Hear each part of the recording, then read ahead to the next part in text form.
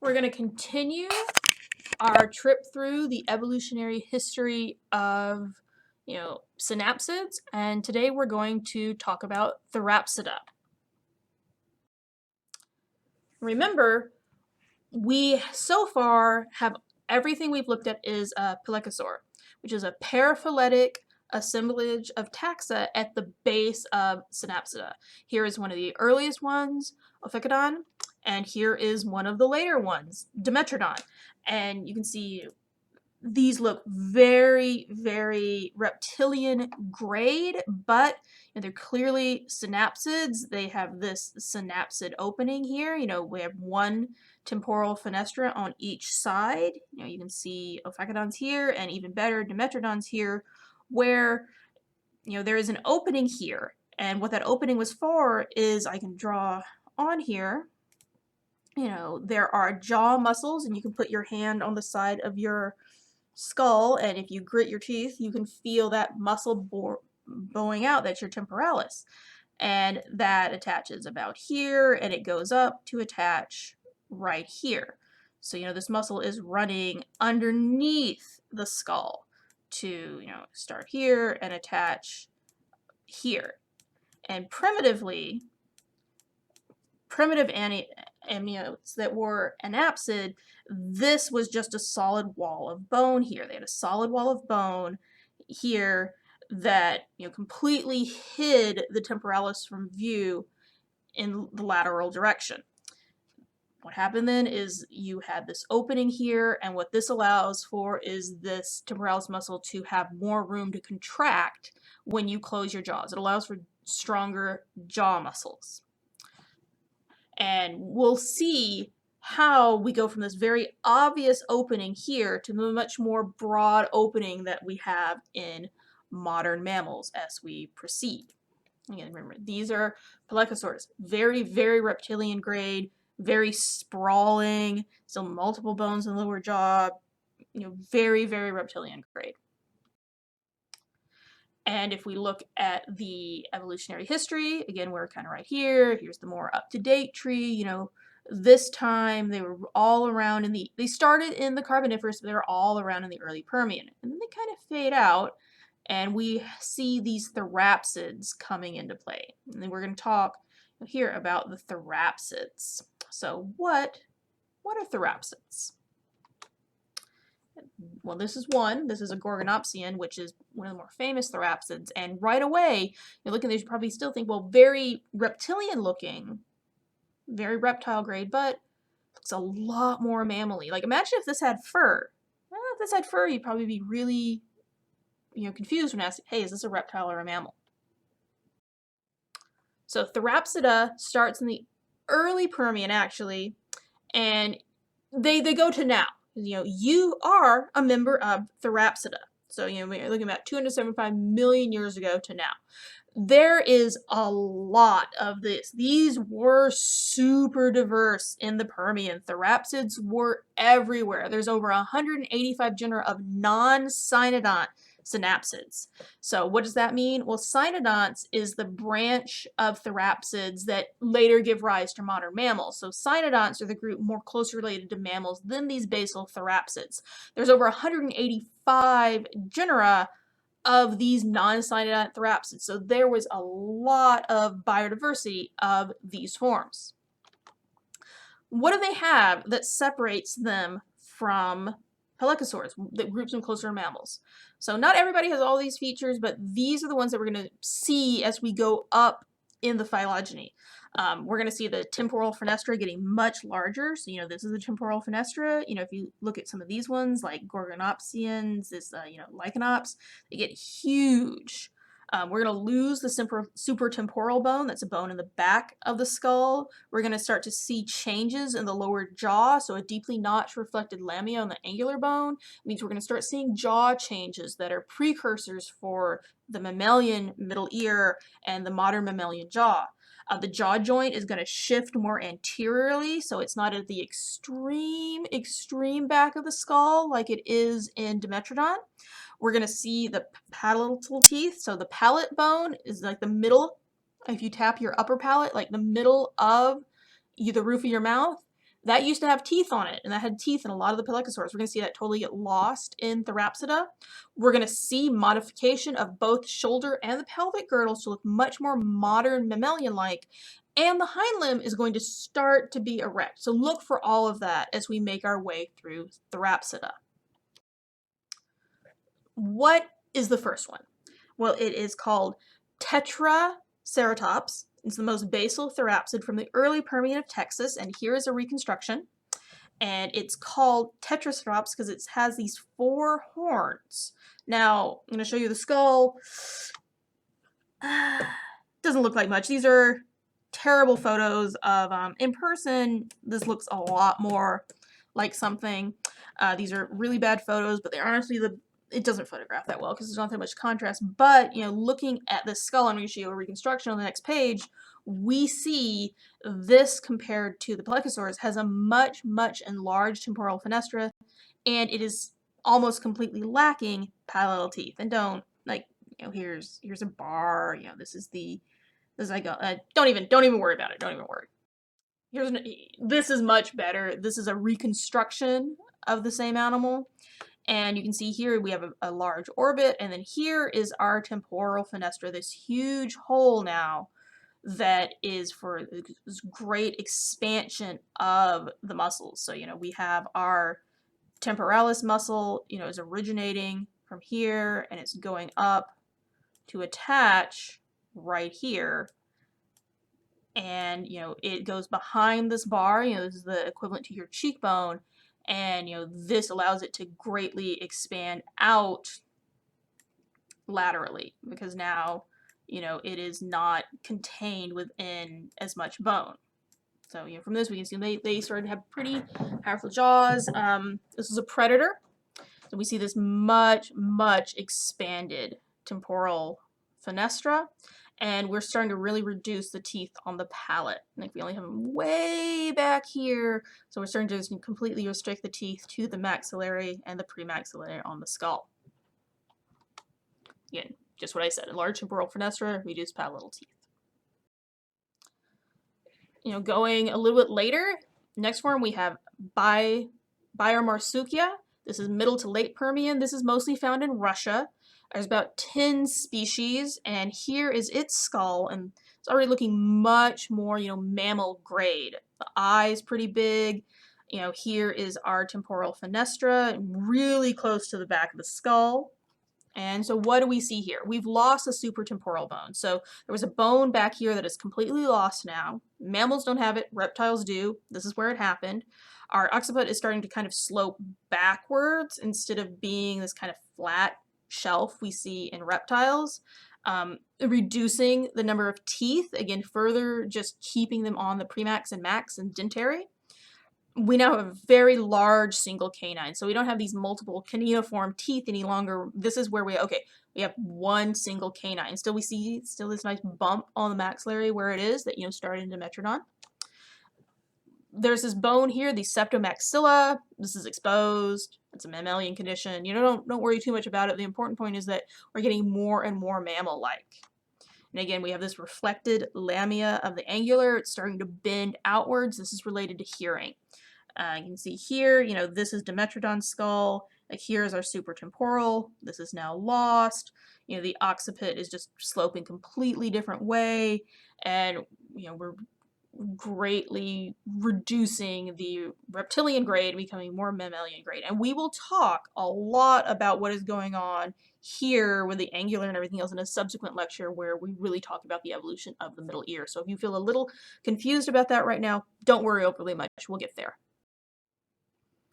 Here is the reconstruction of the same animal, just to really look at the postcranial features. And, you know, what do we have that is more mammally like here? Well, our feet are starting to be faced in the default posture anteriorly, not to the side as we see in reptiles. And the hind limbs, they're still fairly sprawled, but when they articulate the femur into the pelvis, it doesn't stick out entirely horizontally to the side. We're starting to be a little bit more erect. We're starting to pick ourselves up off the ground. Next, we have Dinocephalia. This is the Middle Permian. They're found in Russia and South Africa. And again, when the continents were in Pangea, these are kind of right by each other. There's about 40 genera of dinocephalians. This is one of the more famous ones, Titanophobos. Big animal. We're talking bear-sized. If a bear had a head, the proportions of a crocodile, huge. And start to look at this, and some things that pop out at you. Might look at the tail. That's starting to look a little bit more mammal-y. Still fairly reptilian, but we're getting there. Look here at the temporal fenestra. Like, we're huge. We've kind of lost a lot of the bones that surrounded it, that hemmed it in more, so we could just have huge muscle attachment surfaces now. And we have incisors. Check this out. We don't just have a canine. These are clear incisors. We have teeth that, we have a set number of teeth. We're starting to have a set number of teeth in the forward part of the jaw, and these are clearly incisors. They look very different from the canine, and they look different from the teeth in the cheek teeth as well. And the hind limbs here are fairly erect. They say fully erect. This reconstruction is not the best, but we're getting pretty erect. But notice still a lot of reptilian features. We don't have the end caps to these bones yet. We know we're not fusing our epiphyses on there. Our ribs, they're kind of missing here. They're broken off, but the ribs would have gone pretty much all the way to the pelvis. Still a very reptilian shoulder girdle. But we're getting there, getting a lot closer. And here is a nice close-up view of the skull to show you this huge temporal fenestra and to show you these incisors. And there was actually a traveling exhibit that had a reconstruction of Titanophonius in it, and this YouTube video will take you there where you can check it out. And still probably, if a grade schooler saw this, they would think it was a reptile, but it would probably stop them because it's a standing up crocodile. Like, what is happening? And you see in this reconstruction, we're still having our forelimbs go out to the side here, but this is a very, very erect hind limb. We're starting to really move them directly underneath the body. I told you this was, over 40 genera. They weren't all these large predators. Here is a herbivorous one. This is Moschops. And, this here, this is a more complete skeleton. You can see the ribs going all the way back to the pelvis. And, these extremely sprawling forelimbs and a comparatively more erect hind. Here are some reconstructions, these big herbivores and this huge dome skull. It's thought that they may have actually butted heads, kind of like we see in mountain goats or, a lot of artiodactyls today, maybe, for kind of competition for resources, reproduction, fun, what have you. So still, these are what I think is a really exciting point in mammalian evolution. Is like the pelycosaurs were barely mammals. We're barely on the way to mammals. They still, there's a reason Dimetrodon gets put in like dinosaur toys and all that. It is fairly, it looks very reptilian. These, they're weird. They're very weird. They're really in between, what we consider mammalian grade and reptilian grade. And it's only going to get a little more confusing going forward. We're going to move to another clade, these Anomodontia. These are middle and early Permian. Again, Russia, South Africa, now forms from Brazil and China. Here is one here, Tierra Hudens, and it actually has occlusion of teeth. It's the first time we really see where we're starting to have a set number of teeth where they occlude tightly. And it's mainly a lot of the premax is occluding, but it's thought that there's some consistent wear on the molars as well. And there's this other one, Suminia, where we have an arboreal one that actually thought maybe, the first time we developed a grasping hand, completely convergent to the grasping hand seen in primates, but it shows, synapsids were pretty diverse even in the Permian. They were doing a lot of different things. And, again, these were the dominant terrestrial vertebrates.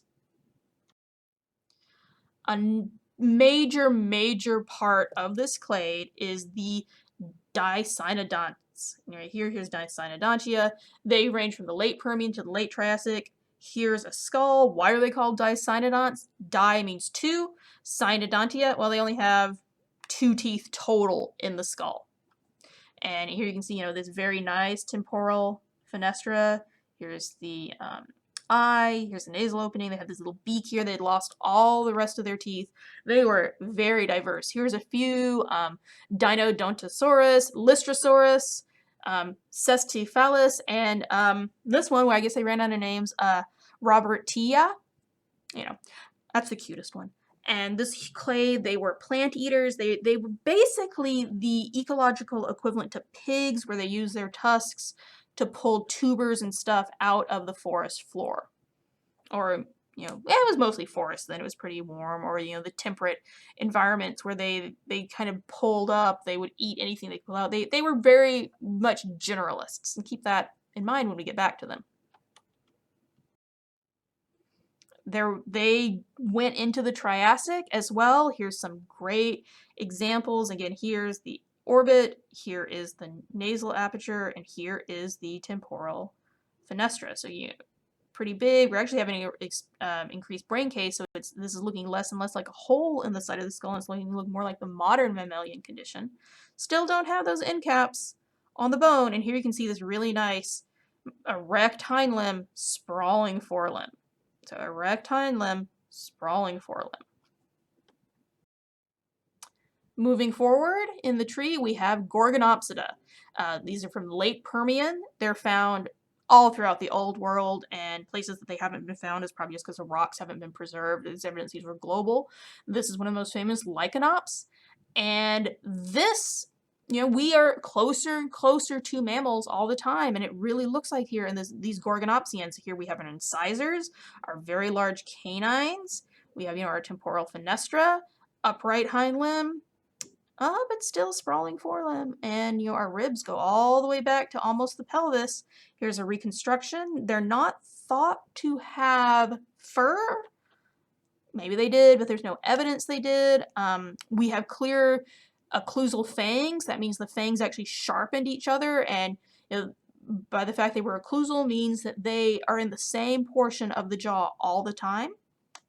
We start to really narrow the snout, so instead of this blunt reptilian snout, we're starting to get a really narrow snout. And see this, even this name, Lycanops, it's kind of like based on the wolf, it's based on Greek for wolf. We're starting to see the erect forelimbs, or Latin, sorry. We're starting to see the erect forelimbs. They're still fairly sprawling, but some people have said this is where it began, but it won't fully happen for a long time.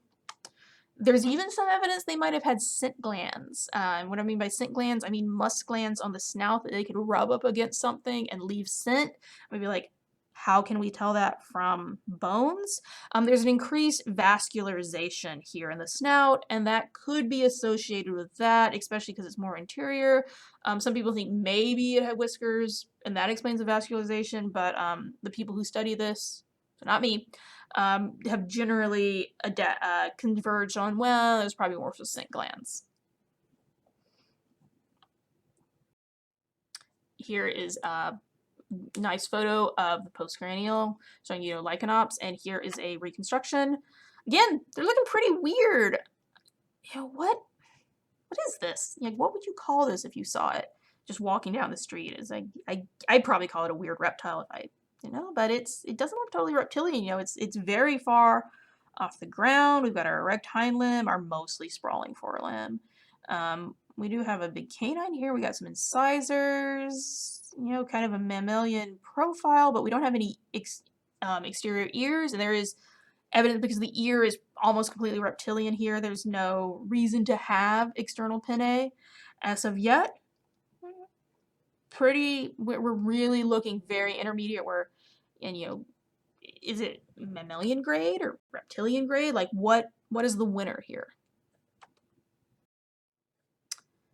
Now, this is one of the more famous members of Gorgonopsia. Gorgonops. It's the one I put on the slide at the beginning to talk about therapsids.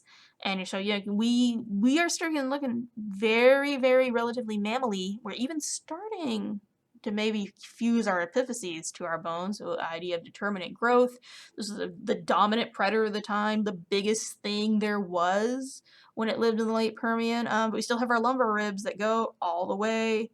We still have a kind of reptilian pelvis and a reptilian pelvic girdle. Forelimb girdle. and shoulder girdle. That's the word name I was looking for.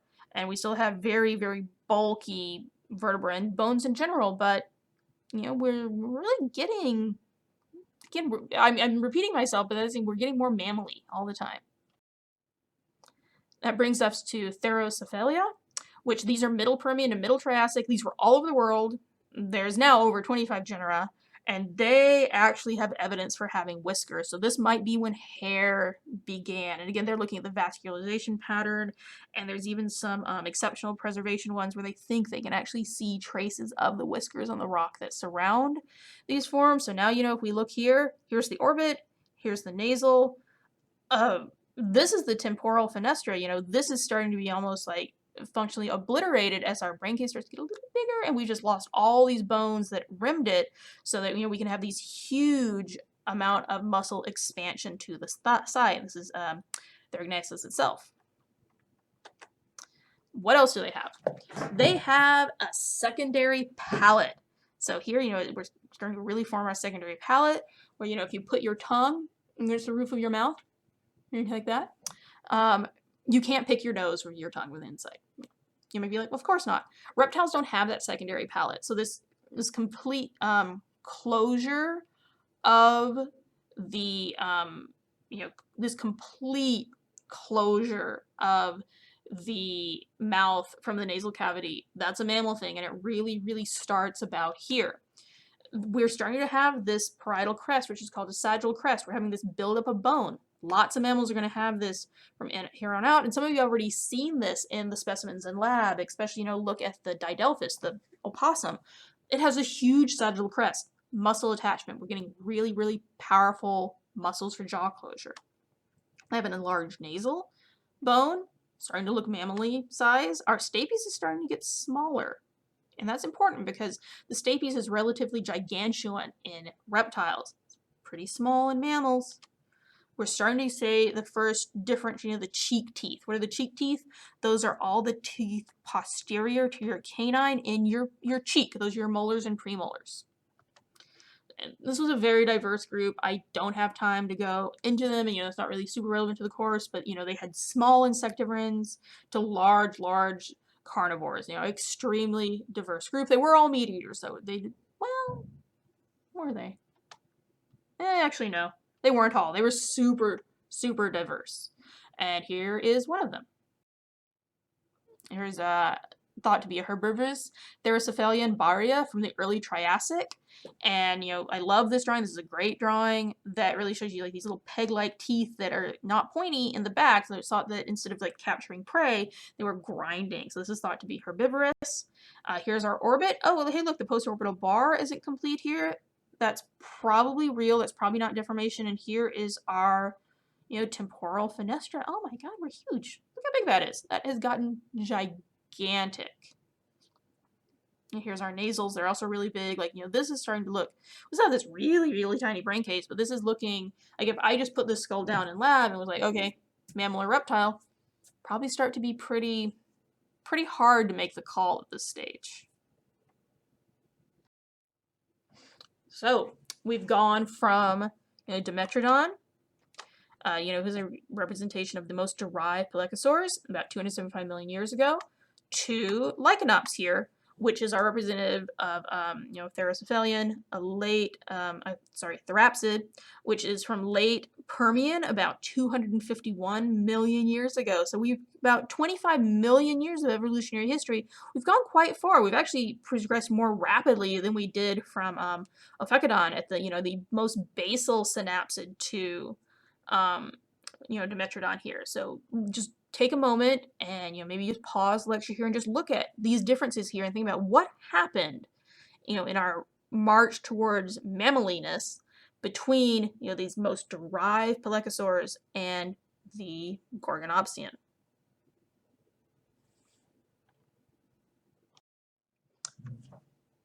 Okay, here's the answers to our tiny quiz. What have therapsids developed?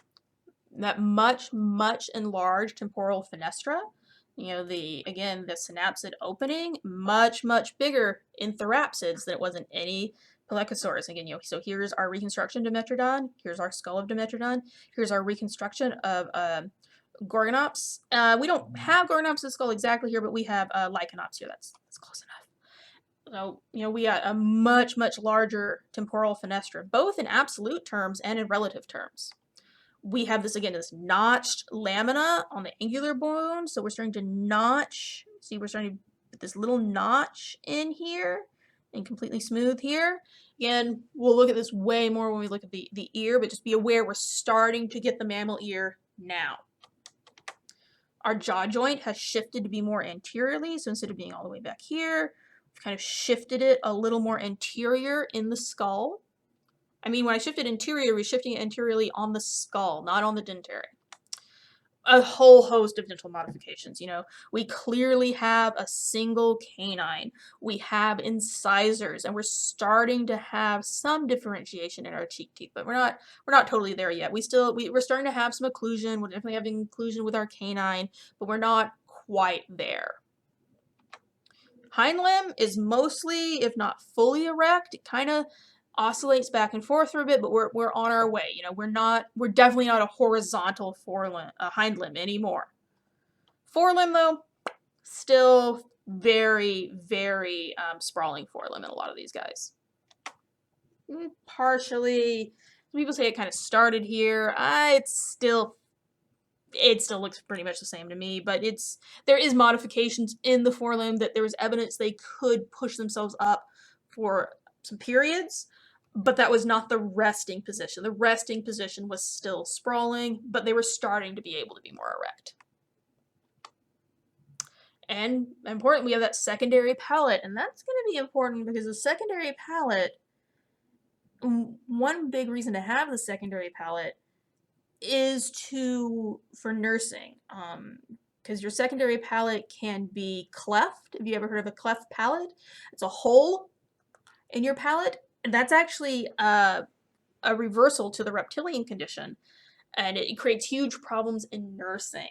So, now that we have a complete secondary palate, we're going to start kind of looking at the question like, could they nurse? When did we start to have, milk expressed?